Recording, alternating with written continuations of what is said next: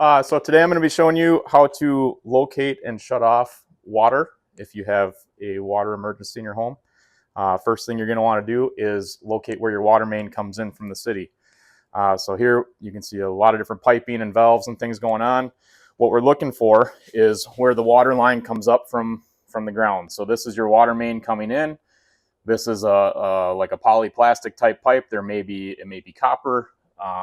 But your water main is going to come up. You're going to have a shutoff valve.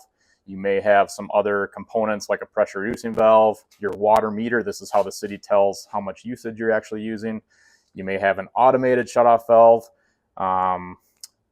and usually another valve before it splits off in the different areas that the water is going.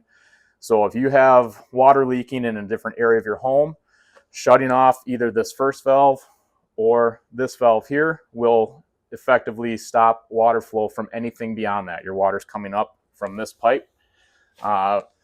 Typically your first valve, that's kind of your last chance to shut off water before having to get the city involved. So we typically, if that one's not been moved for a while, it might not be the best time to start. So you might want to start with this valve here. We call it the second valve. So this would be your first valve coming in from the ground. Here's your second valve. And a ball valve style like this, it's a quarter turn shutoff. So when the handle is going parallel with the pipe, it is open, it's flowing. When it's perpendicular to the pipe, it is shut off. And that's how you would shut off the water from anything else that this is feeding in this home.